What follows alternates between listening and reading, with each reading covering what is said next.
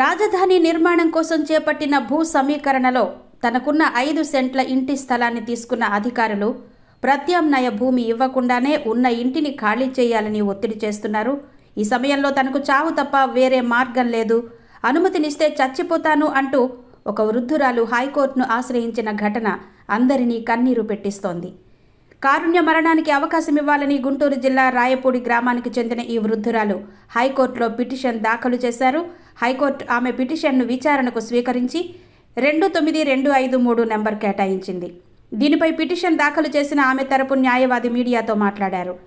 రాయపూడికి చెందిన నెల్లూరు శేషగిరమ్మకు గతంలో ఎకరన్నర భూమి ఉందని తెలిపారు. దీనిలో 1.45 సెంట్ల భూమిని ప్రభుత్వం మత్స్యకారులకు కేటాయించింది. మిగిలిన 5 సెంట్ల భూమిలో ఆమె నివాసం ఉంటోంది. శేషగిరమ్మ కూతురు అనారోగ్యంతో మంచం మీదనే ఉంటోంది. మనుమరాలు మతి స్థిమితం లేని స్థితిలో ఉంది. వారికి వచ్చే పెన్షన్తోనే జీవనం గడుపుతున్నారు. ఈ క్రమంలో కొద్ది రోజులుగా సిఆర్డీఏ అధికారులు ఇంటిని ఖాళీ చేయాలని ఒత్తిడి చేస్తున్నారు. అయితే నివాసం తనకు ప్రత్యామ్నాయ భూమిని ఇవ్వాలని ఆమె కోరుకున్నా అధికారులు కరుణించలేదు. పూలింగ్ నిబంధనల ప్రకారం 50 గజాలు మాత్రమే వస్తుందని, అయితే అంత తక్కువ స్థలం గల ప్లాట్లు లేవని తేల్చి చెప్పేశారు.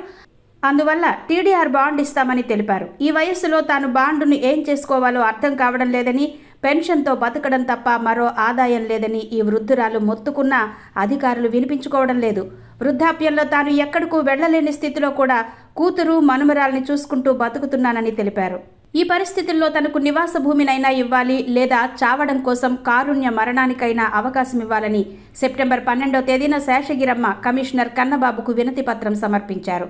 గతంలో అధికారులొచ్చి పూలింగ్కు తన స్థలాన్ని ఇవ్వాలని, అంతే విస్తీర్ణం గల భూమిని ఇస్తామని చెబితేనే తాను నమ్మి పూలింగ్కు ఇచ్చానని ఈ వృద్ధురాలు తెలిపారు.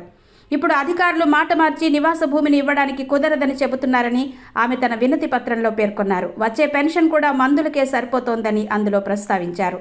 దీంతో పాటు పలుమార్లు ప్రజా సమస్యల పరిష్కార వేదికలోనూ ఫిర్యాదు చేశారు. ఎండీఓ వచ్చి విచారించి తమ పరిధిలో లేదని చెప్పేసి చేతులు దులిపేసుకున్నారు. సిఆర్డీఏ అధికారులు భూమి ఇవ్వలేమని తేల్చేశారు.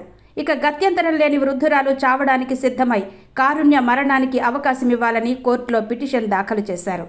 దీనిపై హైకోర్టు ఏజీని వివరణ కోరగా వృద్ధులకు హాస్టళ్లు, నివాస సదుపాయాలు తమ పరిధిలో లేవని, వారం రోజులు అవకాశం ఇవ్వాలని కోరారు. దీనికి హైకోర్టు అంగీకరించి విచారణను ఈ నెల 31వ తేదీకి వాయిదా వేసింది.